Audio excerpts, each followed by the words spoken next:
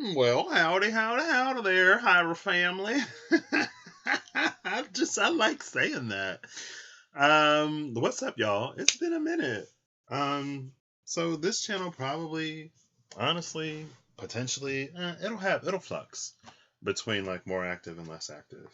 Now that there are certain things that I guess I don't shy from as much on my main channel anymore. I don't need to run over here and then like really talk about how I actually feel.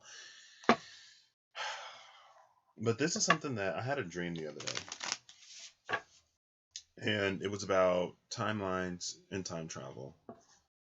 So basically, there was something going on, and there was somebody that we needed, but that person was no longer alive. So we had to go to the past to get that person. Now, this person that we needed wasn't necessarily the greatest. So not only did we have to go to the past, but we had to also find a timeline where that person didn't make the choice that they made to be whoever they were that would impede upon their ability to assist us. And there was like literally one timeline out of the infinite number of timelines. There was one where that person didn't sort of like choose the dark side or whatever. But it was the case because that was the only timeline where the person wouldn't fight at all. So I guess in all of the other timelines, there was like this tragic event or a great misfortune, a great tragedy that happened to that person that made them choose what they had chosen. And so it was just our luck. But it was the question of like, well, if this person doesn't fight at all, will they even help us? And so we went back in the past. I remember walking by a library and I saw somebody who would help me find that person. And so I tried to like get their attention. And as I walk in, I actually noticed somebody from my time. And I'm like, what are you doing here? It was weird. And so I go to the person and I was gonna be like, hey, like I'm from the future. And I was about to say I'm from the year 2021, but then I was like, oh, if they ask a question about 2021, I that's a story longer than I feel like getting into. So I'm not even gonna say what year I'm from. I'm just gonna be like, I'm from the future. And in the dream, I still had my cell phone in my pocket. So if they would have asked me to prove it, I would have just pulled out my cell phone. And even though like I don't necessarily have a connection, it's still like it'll turn on, and I can still go to like the apps that don't require internet and stuff like that. You know what I mean? As a little bit of proof. Um, and that person wasn't as surprised as they could have been. And so anyway, we end up going to a facility, and I noticed on the way there that things are different here. Like the way that I expected us to travel, it was different. And there was one point where I expected us to like fly, like in I guess an airplane or something like that, but like we were on the ground in some like really fast hovery type of craft. And on the way, it's like we passed by all of these like inventions. I'm like, oh my gosh, like we ain't even got that in art, like in the future. Hello? I was like, man, this is the good timeline. The one that's not beset by so much tragedy. And maybe that was literally the only timeline where that person didn't have to fight. Maybe that was the only one where they didn't have to fight. And everything was like, I'm like so surprised. But anyway, I woke up before everything was settled in that dream. And I've been doing this thing lately where, since it's my birth month, I'm like just treating myself a little better, I guess. And by that, I'm just being a little bit more present in some moments. And so I've been like, sitting with myself before I like get up and get out of bed and like reach for my phone and stuff like that. And I was like questioning whether or not I wanted to get up or go back to sleep. So I'm sitting there like semi-sleep, but I had decided not to go back to sleep, but I was just gonna lay there and like enjoy the moment, I guess. And the person that we went looking for in that dream, I guess in that semi-dream state, it's like that person had ended up taking over the facility. And I was like, wow, so like you actually like do have the capacity to be good. And I was kind of surprised that they chose to take it on because we didn't know since that person didn't have to fight.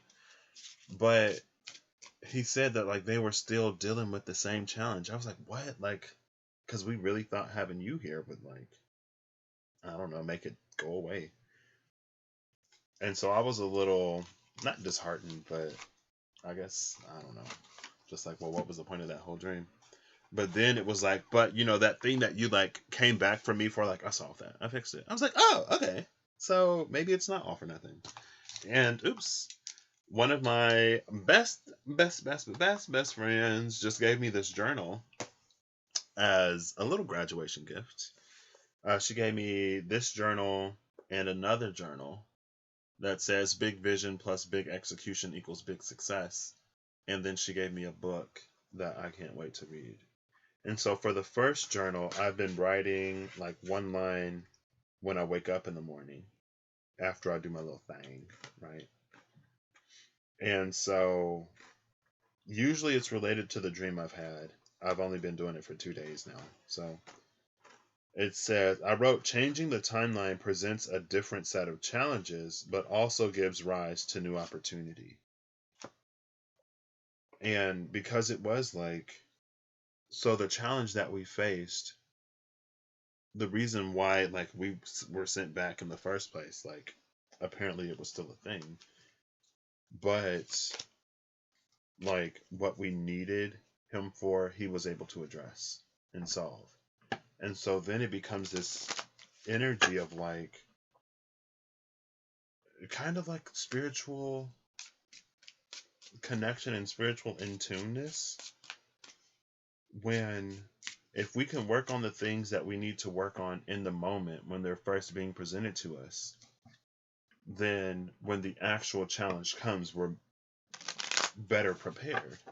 Instead of like now it's crunch time and you're trying to reflect on all the things that you didn't even study because when you had the opportunity, when it was easier, you decided not to do the work. Now that life is asking for the proof of the work being completed, it's nearly impossible.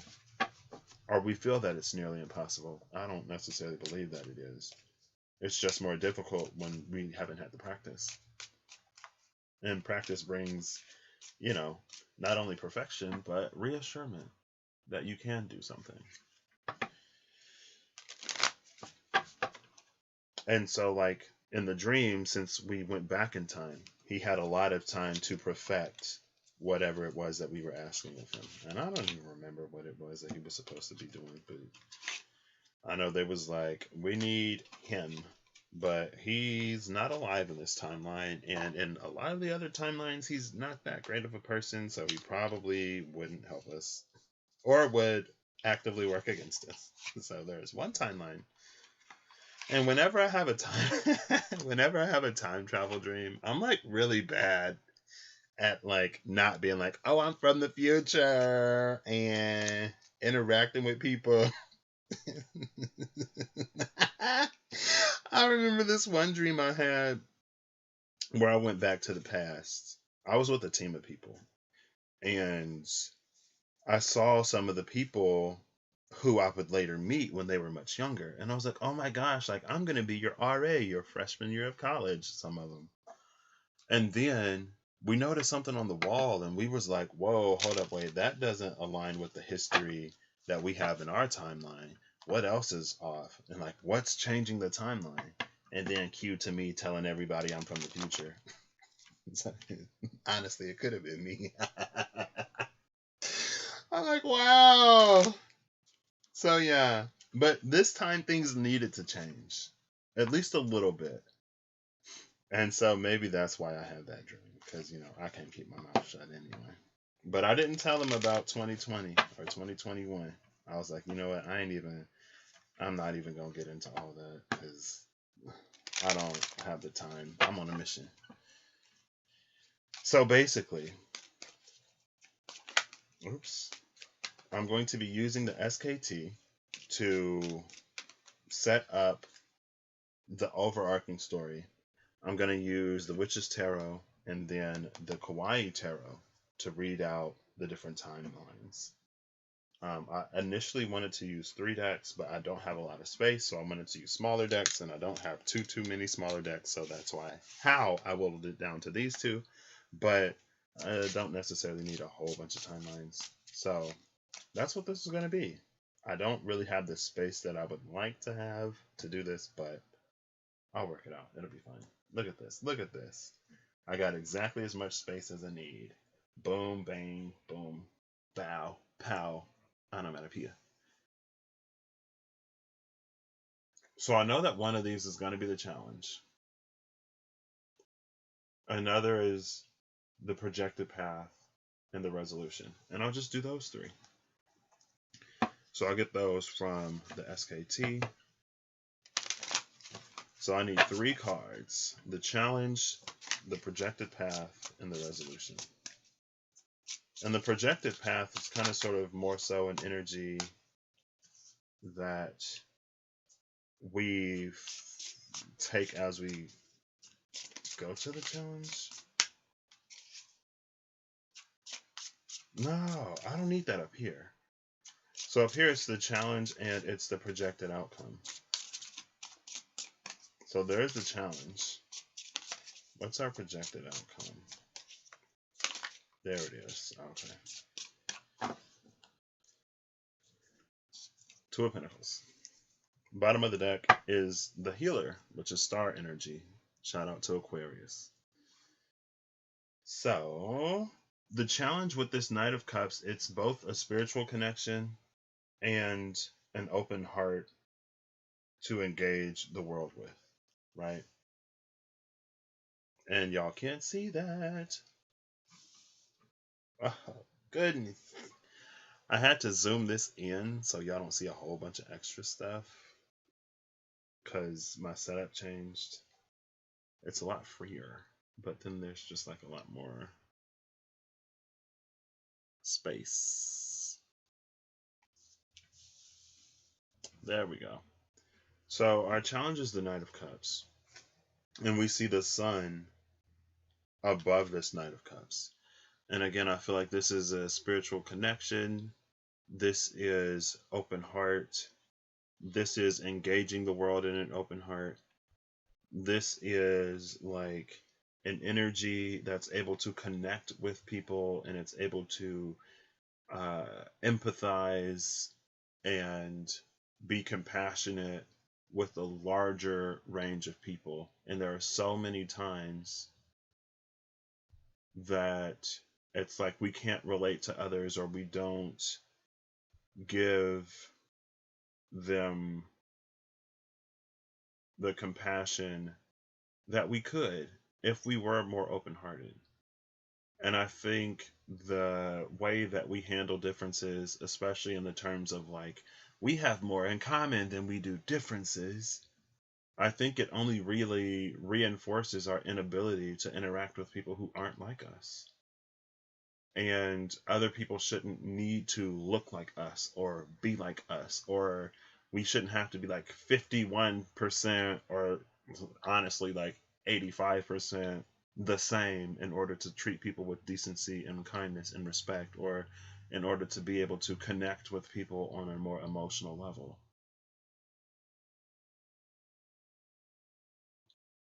But it's like the way we handle differences just reinforces how stunted we are when it comes to that. Like, we should be able to connect with anybody and everybody through the sheer fact that, you know, we're all human and we're all living life on Earth. And it's Earth, so, you know, it can be gorgeous, but it could be rough too, because, you know, we live on a pole down here. We got the North Pole and we got the South Pole and we got the chaos in between.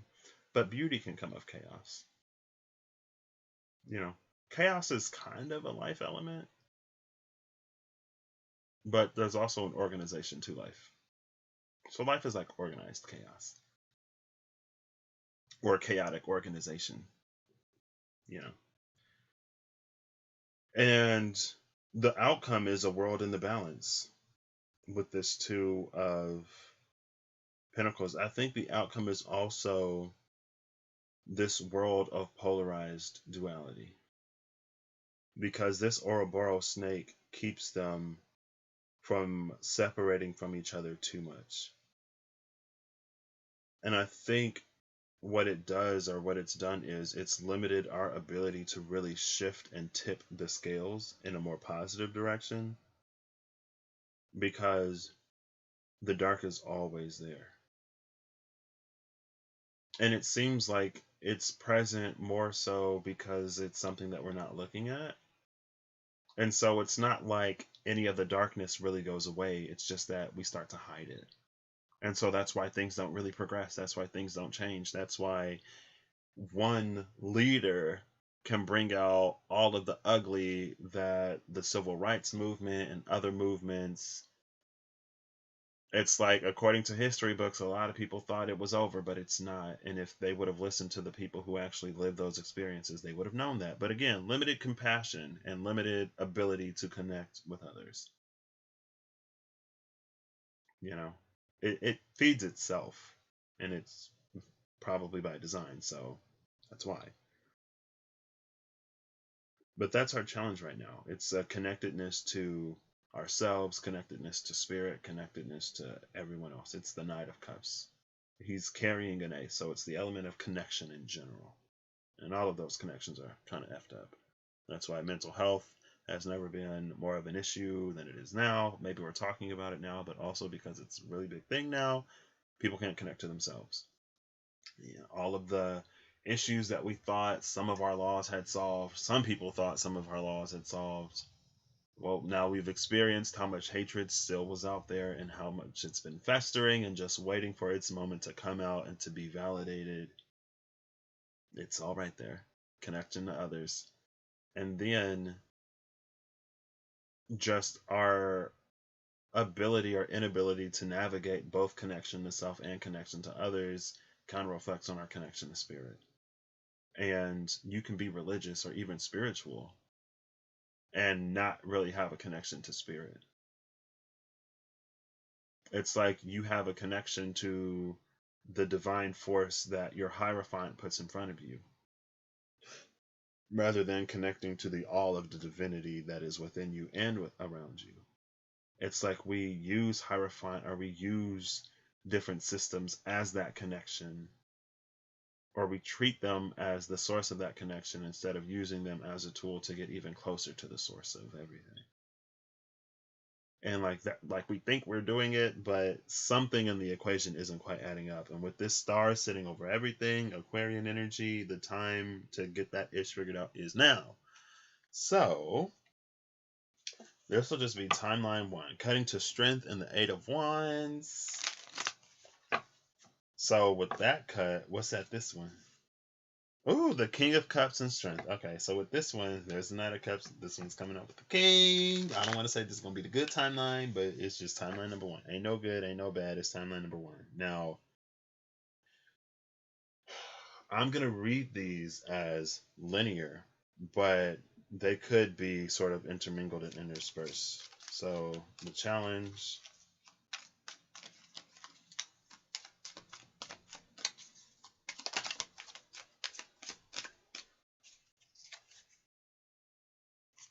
This card, it's like this deck is just, it has just as many cards as the other one, but it's so much thicker. Why? I feel like it's like double the deck, but it's still only 78 cards. And I'm actually going to pull the 2 cards around it for some context. So the path in the middle.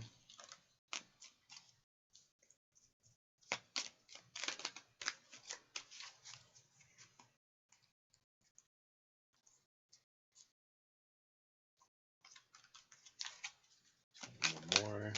There it is. Uh-oh.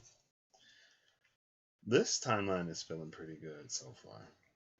And I don't know necessarily where these diverge, right?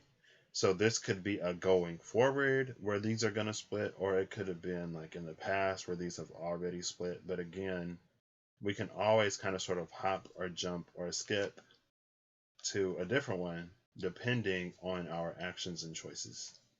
So you can skip down to a lower one, like communication can break down. So this is the in-between. Now, Projected outcome. Oh, the world card. Right. Okay, well, I was feeling this one as a good one. Oh, and the Six of Cups. Okay, all right. I'm just gonna leave it like that. Bottom of the deck is the King of Pentacles, which is gorgeous because that's this energy. Like when we are connected to ourselves and others in spirit, and when we are in a mental space to foster that connection, and when we're in like acting in alignment with that, when we're projecting that through the space of action, that's the water, the air, and the fire, then it has no choice but to come through in the earth. And that's the King of Pentacles energy. Now, when there's disruptions in connection, when there's doubts in the mind, when our actions don't align with what it is that we want to manifest, that's when earth can be anything, because your fire isn't strong, your air isn't strong, and your water is weak. And so your earth is going to just be all over the place. But if it's all solid, then the earth will be solid. Right? Earth is, even as an element, the Hierophant and Temperance. So, well, and then the Knight of Wands and Temperance. Okay, so this, yeah, it feels more like this is the personal gain one. This is the one that's like, oh, well, you know, according to what I believe, because it aligns with what I believe, then this is whatever. And it's all confirmation bias. Even in religion, even in spirituality, it's all confirmation bias. It's confirming what you already believe or want to believe. And it's like my problem with Hierophant energy is that a lot of times it's written by man. And man cannot accurately capture what is divine.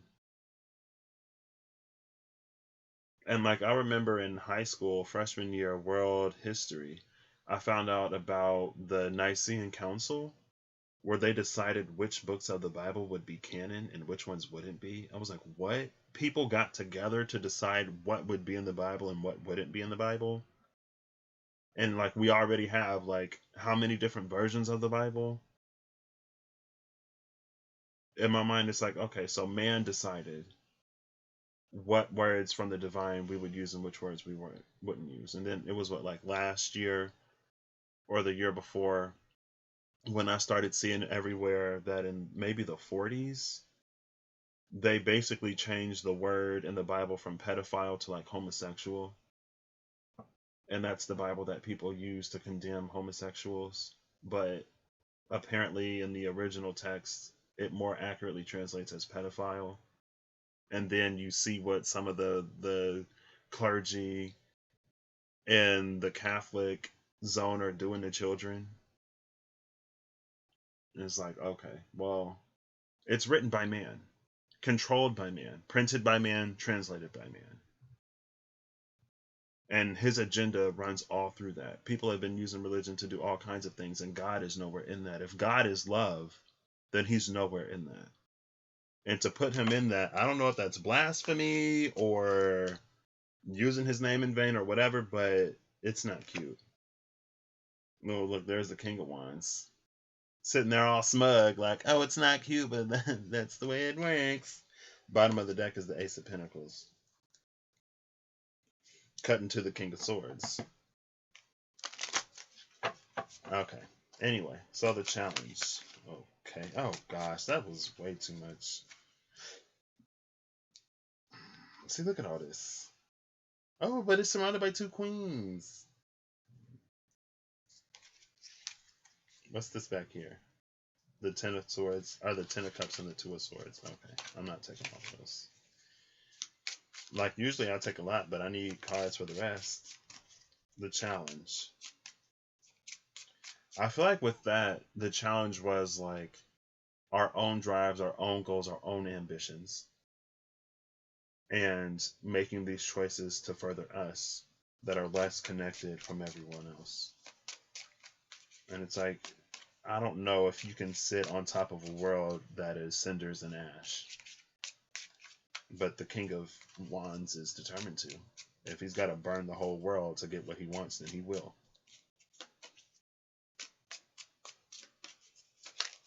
Okay, the challenge, please.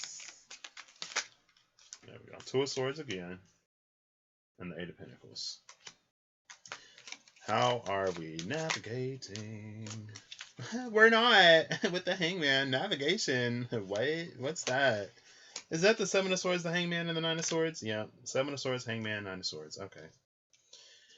And then the projected outcome. I guess I'll take this. I thought it flipped, but then it went back face down. That's interesting. And the Lovers with the Five of Wands. Okay. Bottom of the deck is the Page of Swords. So we have a Page of Swords over here, which is an incomplete ability to navigate, utilize the mental space. Whereas with the King of Pentacles up here, again, with Pentacles, everything else precedes it. So that's a King of Swords. It's like basically an Emperor energy, but it hasn't come into the fullness of authority. Because the King of Pentacles energy, to be a King of Pentacles or even a Queen of Pentacles, you got to be a King or Queen of Cups, Swords, and Wands first. Because Earth is the final element. It's dictated and determined by all of the other elements. You can't get anything out of the Earth that you don't put into the Earth. If you want to grow something, you have to put nutrients into the soil. Or you have to allow nature to put nutrients into the soil. If there are no nutrients in the soil, nothing's going to grow. Right? And then also all of the other atmospheric conditions, like it needs light, it needs rain or moisture, it got to be wet and stuff like that, right? It requires all of the other elements in order for it to be good, or a lack of the other elements will make it decay, or will lead to its decay or its stagnation. So when it comes to the challenge being this Knight of Cups, speaking to connection, and timeline number 1, there's the Hangman, the King of Cups, and the Queen of Wands. I feel like the Hangman is a sort of balance, and in this deck, he's holding the peace sign. And so there's a balance between the King of Cups and the King of Cups and the Queen of Wands. Now, I say it's a balance because it's a stagnating energy, right? And so in order for water and fire to stagnate, they kind of sort of have to be an equal portion. If it's too much water, it'll douse the fire. If it's too much fire, it'll evaporate all the water. And in this deck in particular, it's holding the symbol of peace.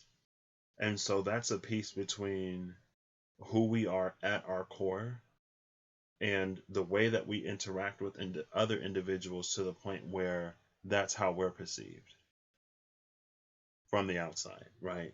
Because it's like, you can be the biggest heart, kindest, most compassionate, caring person, whatever, but like if you are that, then people should be able to see that because of the way that you interact with and treat other people. And with this Queen of Wands, that's what people don't necessarily see, right? So like other people may not necessarily see how driven and compassionate, or not passionate, how driven and passionate you are. Like, because let's say that your thing is humanitarian focused, right?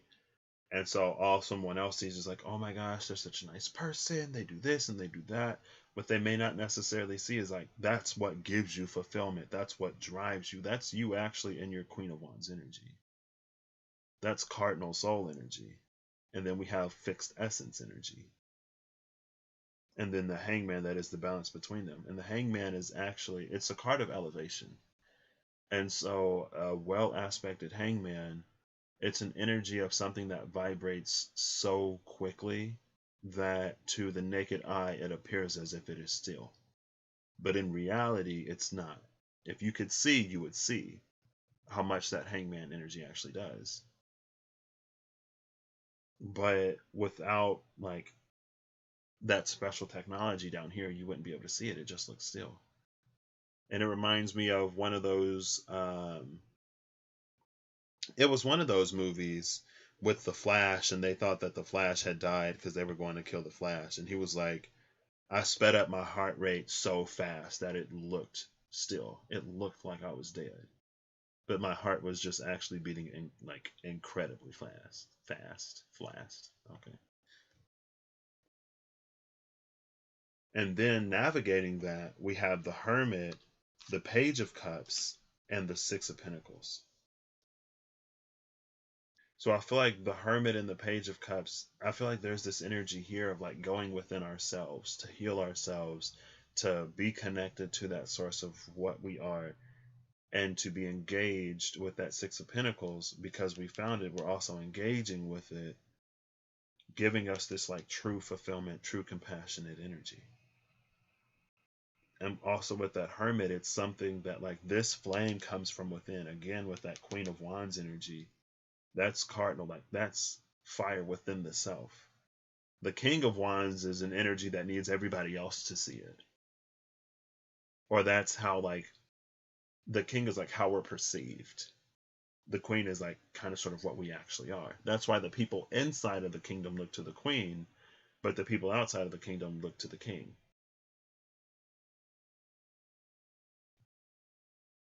And also with that Page of Cups, it's like that's the space that we're offering it from.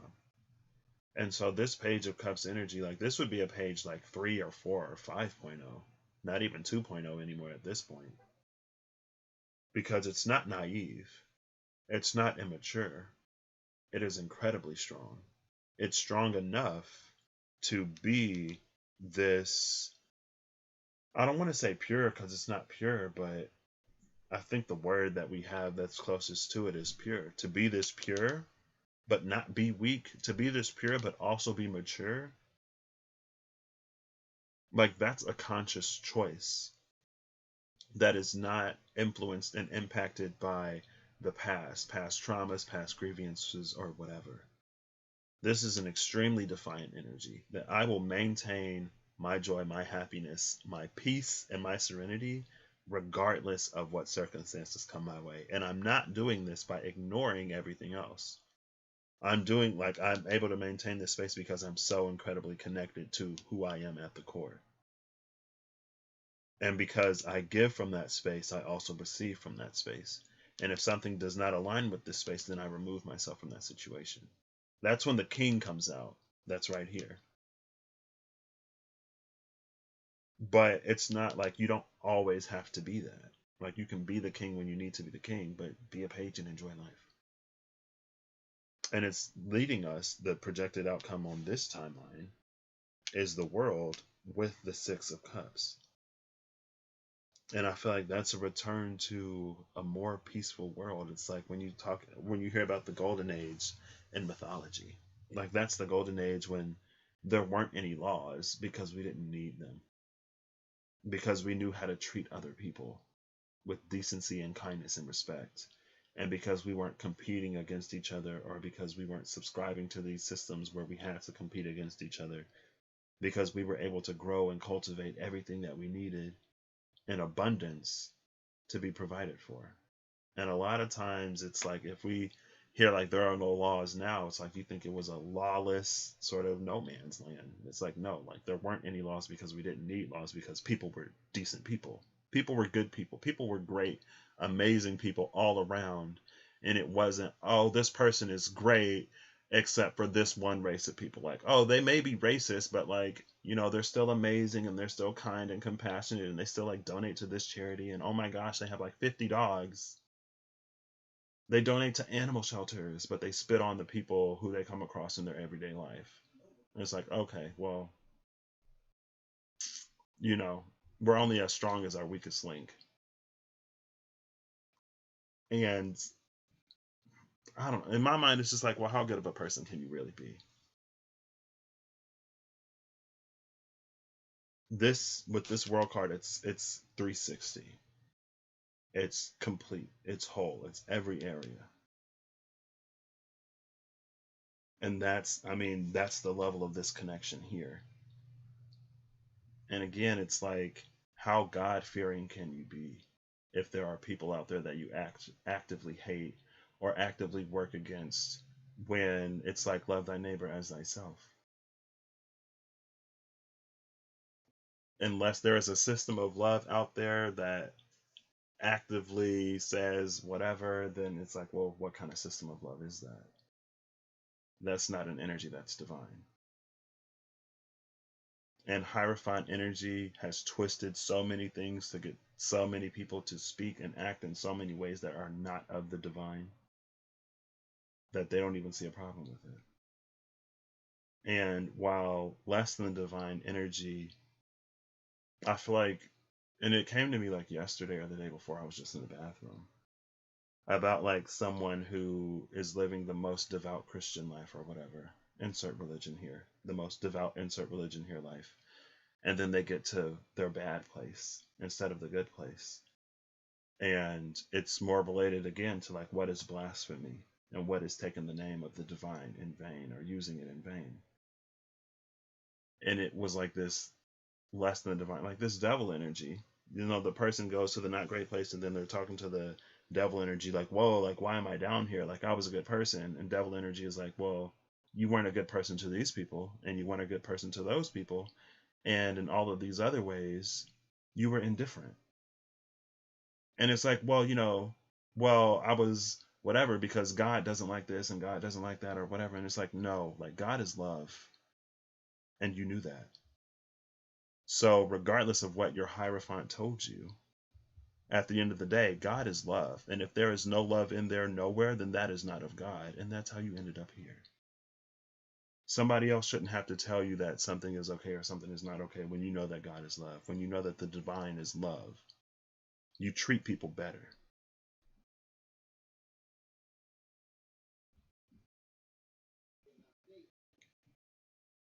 And that's what this is, that like the youth usually reflected in this card. It's like a world of pages.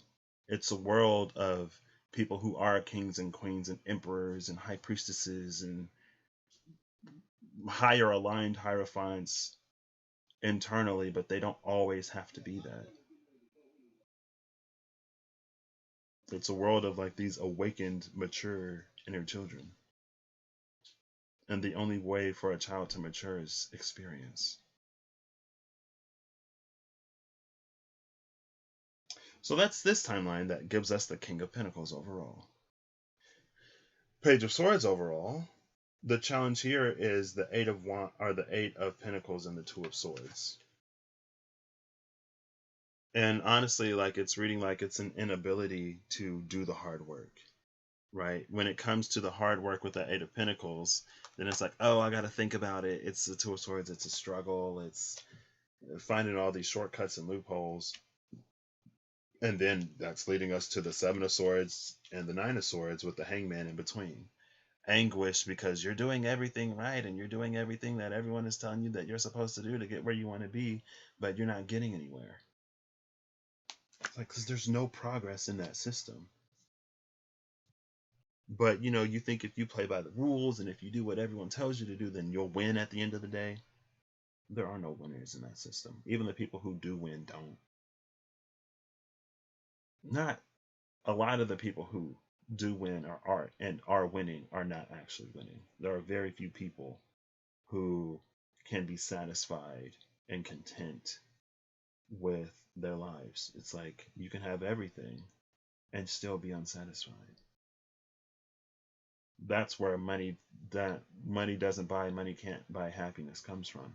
It's not that, you know, it's when you go into the point of opulence where additional money doesn't do anything to handle your basic necessities and to get you what you desire to the point where you feel like you are capable of getting, like, fulfilling desires, right? So it's more than just like paying bills and putting food on the table. It's also, you know, taking a trip when you want to take a trip. It's doing something for your friends and family when you want to be able to do something for your friends and family. But when you get into the point of opulence, where it's like that's when you like there are diminishing returns on money when it comes to happiness. There's a certain point where they're not diminishing, where more money gets you you're more happy because like you can take care of your basic necessities. Or at the very least, you don't have to worry about starving. being homeless, not being able to afford a medical bill, or something like that. But after a certain point, money and happiness, that it starts to diminish. And that's where that emptiness and that void within one's soul comes out. Because you have everything on the physical that you can possibly ask for, but still you feel empty. And with this Page of Swords, you're looking, constantly looking, and also at the same time constantly overlooking the things that you don't want to face. And it's that causes this dynamic to stagnate here. And here we see the Raven trying to present that coin, which is the Ace of Pentacles, to this Hangman. But he does nothing to actually get it. Or, because that's how I usually read this, it's the fox and the crow energy, where there's a crow with a piece of cheese and the fox that's trying to get the cheese. So the fox convinces the crow to sing for him. But when the crow opens her mouth, she drops the cheese and he eats it and walks away. It was never about him actually wanting to hear her voice. He was just saying whatever he had to say to get that cheese. Seven of Swords, that trickery, that deception. But this isn't a crow that will be fooled. It requires that work. And with this Hangman energy, again, it's like instead of doing anything to actually better yourself, it's like learning the system. Like, oh, I'm getting really good at learning the system, so now I can thrive in this system. I can get money, I can get this, I can get that. Look at all these things that I can acquire, but at the end of the day, you're still sitting in this Nine of Swords. And with this Two of Swords and this Eight of Pentacles, the energy here for reaching a Ten of Swords where we can actually move forward is low. Or the chance that that'll happen is kind of low, because the Page of Swords is at the bottom of the deck. The outcome here is the Lovers in this Five of Wands. The Lovers in the Five of Wands, if there is any love here, it's very contentious. It's not, it's chaotic. Who wants a love that's chaotic? These are the choices and the decisions that perpetuate more contention, more competition, more misery. And then here's the Three of Cups, speaking of misery and the company that it loves, and it's the company that it keeps. And there is an energy here of like being able to find community, and maybe your community is better than like your one-on-one relationships, but again, like, what does a community of not great people like give? And it's like, even if you can have a community that is an oasis here, this is an oasis compared to a whole abundant world. We have the World card here. This is everybody, not just you and your two friends that get to experience this, or you and one other person, while everyone else stays in this energy. But again, like this right here, this, well, as long as I'm good, as long as I'm taken care of, then everybody else can like fend for themselves, whatever. That selfishness doesn't get us where we want to be. And it feels like there are so many people who, from the outside, and again, I know and understand that I see what I need to see in order to get me to the place that I need to be.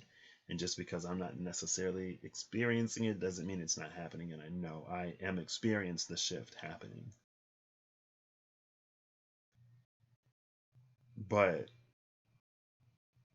it's like there are some people who will take these spiritual approaches that do nothing but increase the tension and add more polarity to a duality that is already tense and polarized.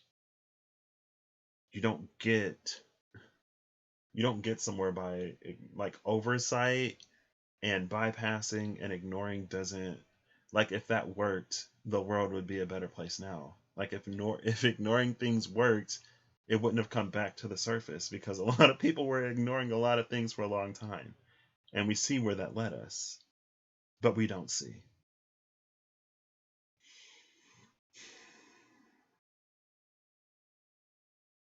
It's like our focus is so high sometimes that we don't even look at what's on the ground. But what's on the ground is a reflection. And so obviously something in this equation isn't adding up.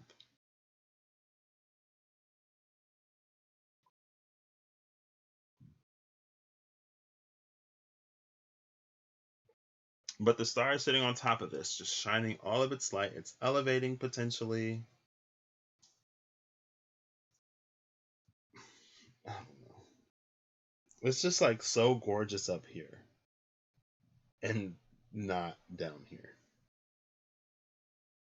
But again, I guess that was the point, right? That's with the Two of Pentacles. There's the North Node world and the South world. North Node, the one that's on top, is better, and the South Node, the one that's on the bottom, is not as great. And again, like even if you can find a pocket of awesomeness here, here's a whole world right here.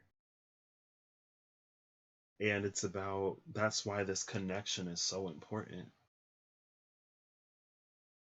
Because that's what happens. It's like people who make it in life and then they get to the point where they don't really care about the struggles of other people, or even worse, they get to the point where their continued accumulation of money is more important than the well-being of others. Like I saw a commercial, I saw an ad, um, and it was like it was these two old dudes sitting in like lawn chairs. And it's like, I'm blah, blah, blah, I'm blah, blah, blah. I'm a Democrat and I'm a Republican. And there's one thing that we can both agree on. We don't want to pay more taxes. It's like, okay, well, yeah, because that's not necessarily, I mean, maybe it is a partisan issue for certain levels, but once you get into the level of opulence, that's a nonpartisan issue. Because a lot of people up there don't want to pay taxes. You ain't got to be a Democrat or Republican. You're selfish and you're greedy. Okay, so what's that got to do with anything?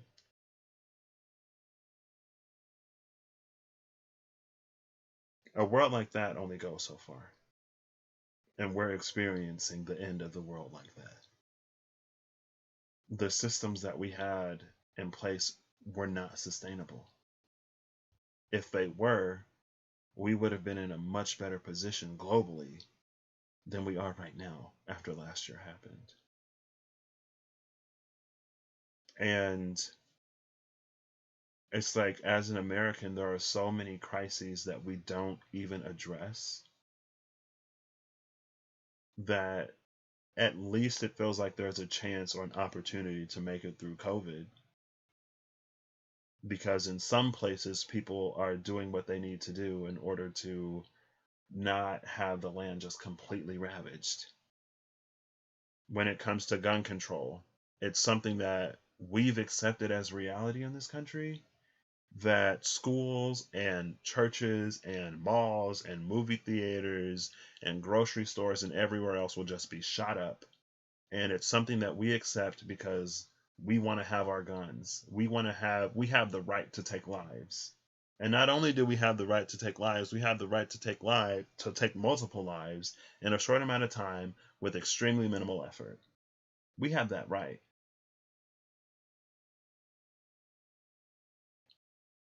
And it's like, okay, well, honestly, after Sandy Hook, I saw something on the internet that was like, when Americans decided that it was okay for children to die, then the game was over. Like, if that's not going to wake us up, what will? And then, come to find out we're doing all kinds of things to children. And that's what the Bible was actually about. It was about the things that we do to children, not what two grown consenting adults do. And if you have difficulty navigating religion or spirituality, follow the path of love. Because the devil knows the Bible as well. Devil energy knows the Bible. And according to, the Christianity that I was raised under, God created us because he wanted us to choose him. If he wanted to just be worshipped, he could have created things that would just worship him. But we were created to make the choice. Or we were created with the freedom of making the choice. And if we have the freedom of making the choice of good, then bad choices kind of sort of also have to have equal footing, because if they don't, it's not a choice.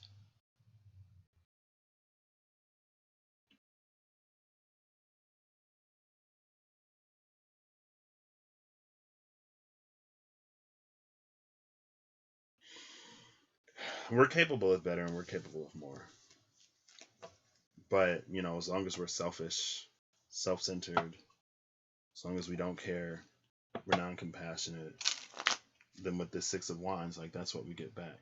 If all we have to put into something is conflict and chaos with that Five of Wands, that's what we get back. If all you have to put out is a lack of compassion or concern or caring or a disregard for other people, like, that's what you're going to get back. With the Hermit and the Two of Cups,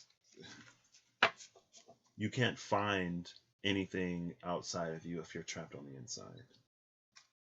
That's why this right here, it's about finding it, grounding it internally, finding the truth behind all of that religion and spirituality, to be reborn in that as someone who is capable of love and kindness and compassion, regardless of so many caveats and conditions and circumstances and limitations that a king or a queen would have. And acting in that space, like, you give love, you get love, like, with the heart at the top.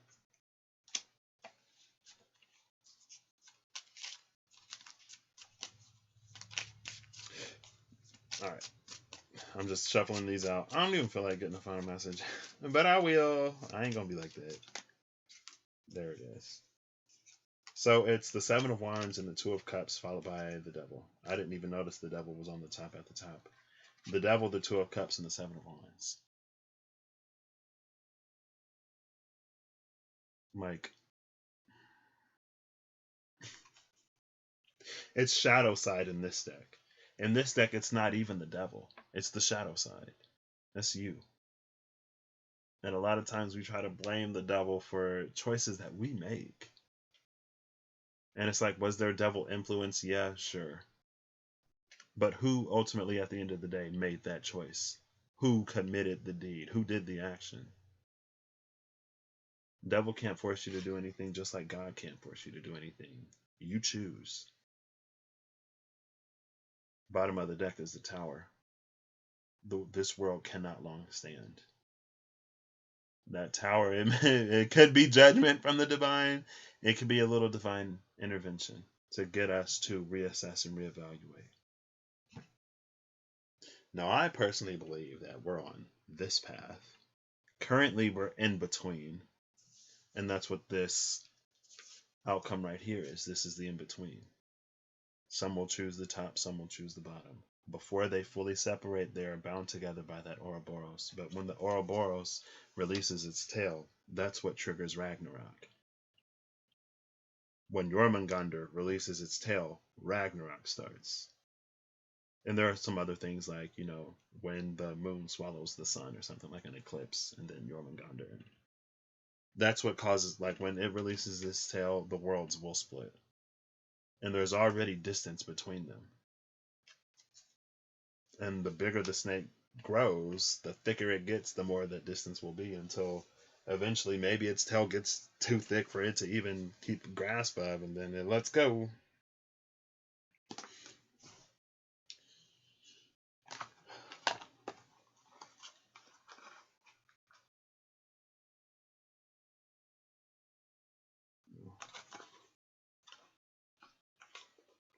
It's like, I know what I'm aligning to. And I'm not going to be like, I don't care what happens to anybody else. But, I mean, you can't force anybody to make a choice. It wasn't designed that way. And there's no point in doing that. Oh, cutting to the Magician. Look at what we're manifesting here with that Six of Cups. And then, is this the Chariot? Oh, the Chariot and the Magician. Or the Chariot and that Six of Cups. With the Emperor and that Chariot. See, the energy over here is just gorgeous. I'm actually going to be adding the Kawaii Tarot to my rotation. I don't know how. But I decided to pull these little boxes out.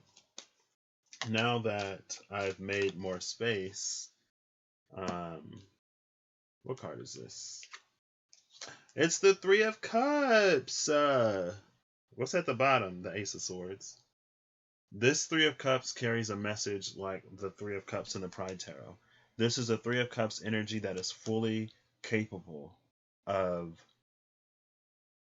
understanding and accepting the differences between people. This is an energy where those differences are celebrated and honored because of what each cup brings to these three. Because each cup is different, they stand taller. Like that's literally earth energy. Abundance and diversity and variety. Like nothing on this, there are very, very, very few things on this planet that are just like all the same. It's part of what makes Earth so gorgeous is that it's capable of sustaining all of that. But when it comes to us, it's like, oh well, if this ain't exactly how I want it, or if this ain't exactly like me, then it ain't. It's like what? Who gotta be? And like imagine, just like for 1 second, I guess take yourself out of the narrative that, we have more in common than we do differences, so we're all valid. Just like imagine, like you going somewhere and some random person just being like, "Oh, well, you're not like me, so you don't get any." And it's like who made you the standard of what is worthy and deserving of kindness, compassion, wealth, a good life, material abundance? Like in my mind, that's just so like what? It blows my mind. Well, here's the Two of Swords again, but the Hangman. Mm, this half of the deck is not getting used.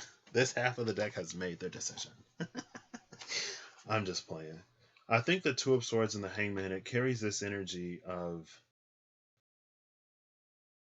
like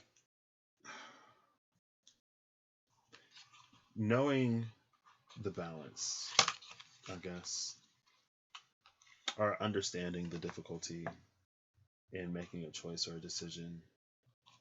But it's more so like it is like it's just an energy of accepting differences. There'll be some people who choose compassion, there will be some people who won't. There'll be some people who it's just honestly it's knowing the power of decision. And it's realizing, accepting that if there is a certain amount of stagnation, then we have to look at the self. If there's a certain amount of peace that hangman can be, then again, we look at the self. It all starts in the self.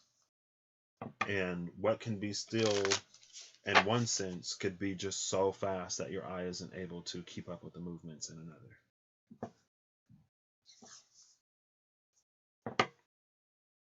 But again, if that's the case, then that's limited by your ability to perceive of the situation, not limited by the situation itself. So it still comes back on you with that Two of Swords. Bottom of the deck is the Page of Wands. What's her message? Because they carry messages in this deck. Oh, it's the Hierophant. So the King of Wands has sent his emissary, and the message is Hierophant. The Hierophant in this deck is all about going beyond the limitations that structured and organized religion and even spirituality bring us. It's about claiming, or it's about going beyond the gates and hearing the voice of the divine for yourself. Because the Hierophant controls the narrative. One of these towers permits, the other tower prohibits. One of these towers allows, the other one denies. And the Hierophant, the publishers who print those books determine, with the Queen of Cups right there and the Keeper behind it, yeah, they determine what's printed in that. So if your concept of divinity is based solely on printed word or words that you've heard from other people, rather than you going beyond that to know for yourself who that is, then it's like that's where your worship stops.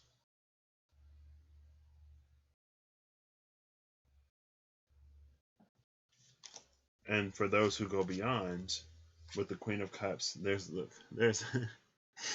so here's a King of Wands between the Keeper and like on the other side of the mirror, the King of Wands with this Queen of Cups. And again, that it gives that balance, it gives that face to face energy.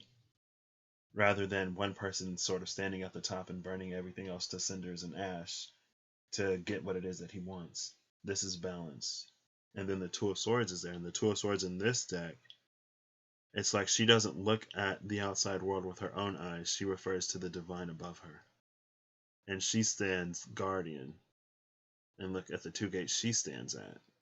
As compared to these two that the Hierophant have control over. It's like, no, Hierophant, you have no control here. I go straight to the divine.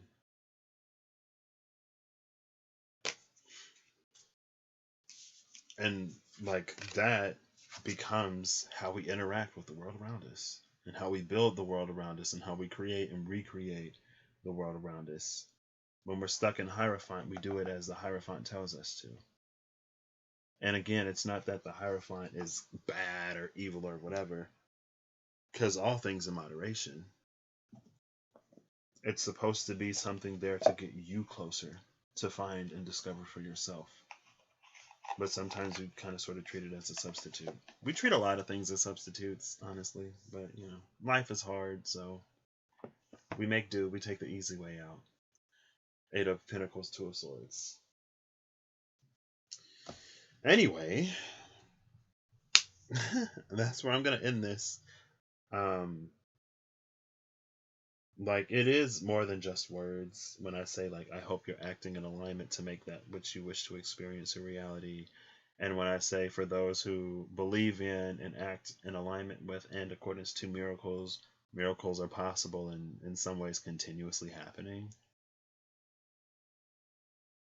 Because it seems like a lot of times when we're manifesting something, we get stuck at the thoughts.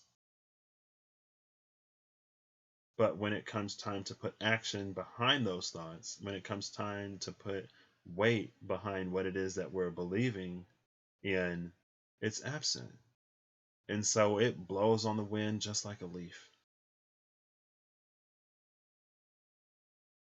And when we're not as grounded, and life is always going to happen, always. But when we don't have that foundation within ourselves and the wind comes, we blow like a leaf. We get washed up in the current because, I don't know, maybe the starfish within us got a little tired, or the rock that we picked got sucked into the current too.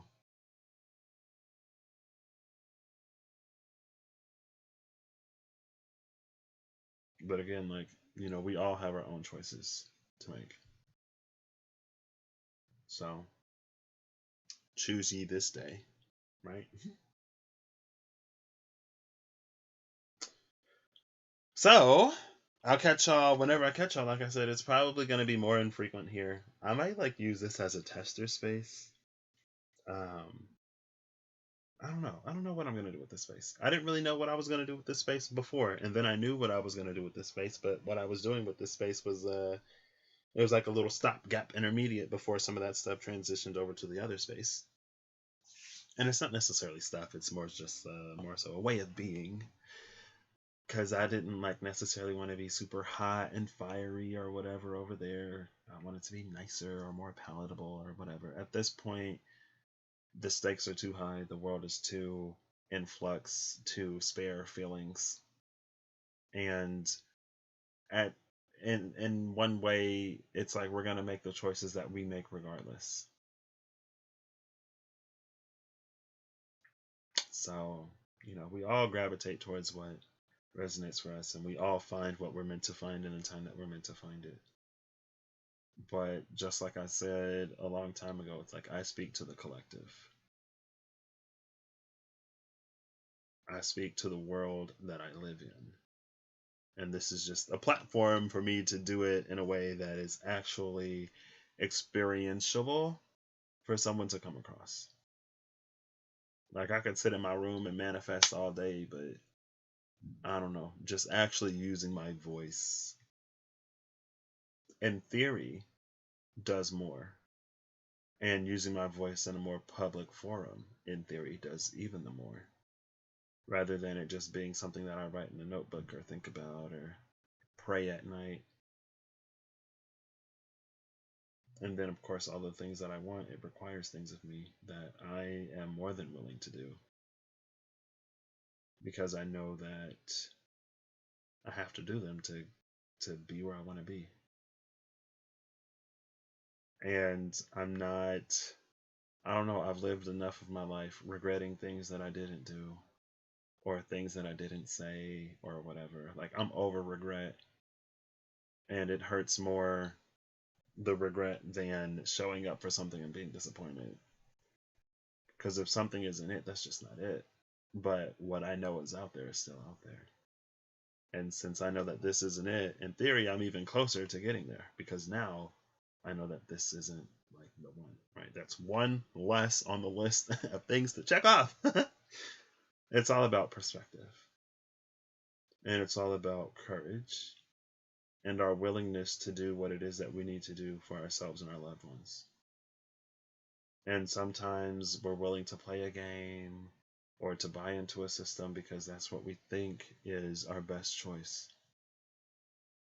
And that is by design. It's no accident that so many things are sort of like streamlined for certain people to have access to accumulate more wealth. And then when that, it's like there's a certain amount of fairness that's projected, like, oh, anybody can do this if only people were investing or whatever, talking about the stock market now and what happened with GameStop. But when other people decide to enter the market, and when other people who aren't already established decide to come in and change things, when there's another conversation happening outside of the secret, backdoor, elite only boardrooms or whatever, that change in tide, you see how quickly it's like, oh, this should be regulated. Oh, this is like borderline, like this should be illegal. But when the people who benefit the most are benefiting, then that's just the name of the game. Everything is intentional.